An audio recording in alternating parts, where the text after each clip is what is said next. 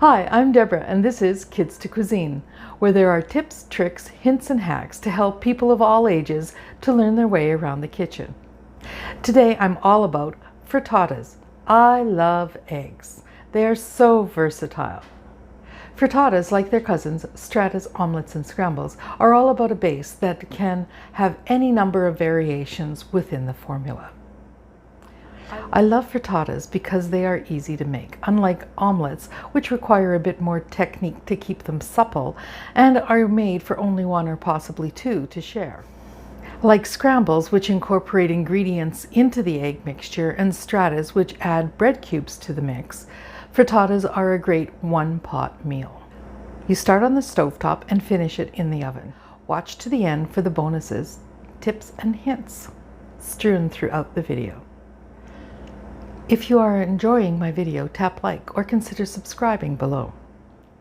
Today I'm creating a Mexican frittata. I'm using a 10-inch cast iron skillet, but any 10-inch oven-proof skillet will do. In about half an hour you will have a beautiful frittata that will serve 4 to 6 people. I usually serve with warm tortillas instead of toast to complete the meal. To make a basic frittata, you will need 8 eggs, a quarter of a cup or 150 milliliters of liquid. Today I'm using water, but you could use milk or cream. A quarter of a cup or 150 milliliters of olive oil, or half that if you're using a non-stick pan. 2 cups or 450 grams of fillings. A half teaspoon of salt and a quarter of a teaspoon of pepper. Half cup or 230 milliliters of shredded cheese, which is about 2 ounces or 60 grams. As I'm making my frittata with a Mexican flair, I'm using a quarter of a cup or 150 milliliters of chopped red pepper and onions, 3/4 of a cup or 345 milliliters of chopped green pepper and grape. Here's a hint. Half the grape tomatoes before you chop them and squeeze the seeds out. It reduces the amount of liquid in the frittata, and less liquid makes for a nicer texture. For my spices, I'm using 1/4 teaspoon or 1.25 milliliters of cumin, cayenne, and pepper, half a teaspoon or 2.5 milliliters of salt and Mexican oregano. You can use regular oregano if you don't have the Mexican. I have shredded about a half a cup of jalapeno Monterey Jack cheese. That's about 2 ounces or 60 grams. Here's a tip. You can add a half cup or 230 grams of seasoned shredded or diced chicken, beef, pork, or Mexican chorizo into the frittata. Just swap out a quarter of a cup each of the green pepper and the tomatoes. You have to keep to the ratio of 2 cups. Preheat the oven to 350 degrees Fahrenheit or 180 degrees Celsius. Start with your cast iron pan on medium-low as you chop the vegetables. Cast iron takes a bit to heat up, but once at temperature, it holds the temperature steady.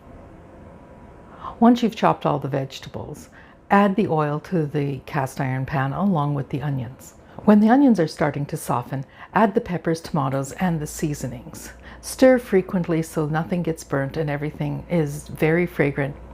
While the vegetables are cooking down, whisk the eggs and the water together.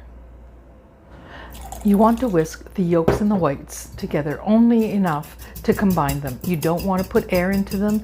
It's going to ruin the texture of the frittata. You're going to be pouring this over top of the vegetables.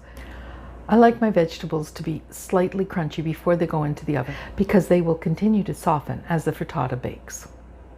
When they're the way that you like them, add the meat if you're using it. Then pour the egg mixture into the skillet and sprinkle the half cup of Monterey Jack cheese over the top of the frittata before you pop it into the oven for 20 minutes.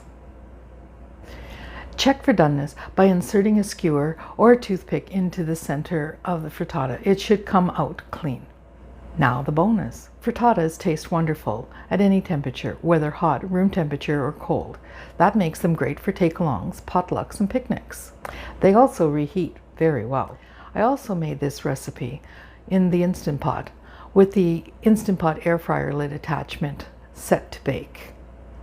Technically, it then becomes a two-pot dish, as you're going to have to saute your vegetables and aromatics in a skillet. When the vegetables and aromatics were done to my liking, I poured them into the egg mixture, added the shredded cheese, mixed it all together, and poured it into a 7-inch cake pan. I sat the pan on a lifting rack.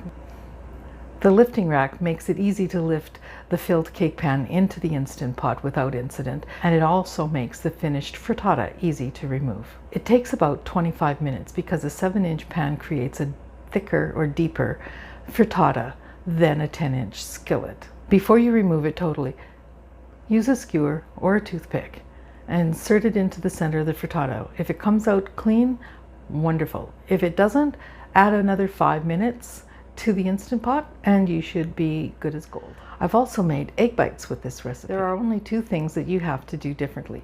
You have to chop the vegetables very finely, and you have to add everything to the egg mixture, including the shredded cheese. Please try them. You'll enjoy it. If you've never seen these egg bite trays, they are amazing. They come with their own lid. They're stackable in the Instant Pot. I love mine. And if you want to see what they look like, there is a link to the ones that I've purchased in the description. Tell me what you think of my frittatas in the comments below.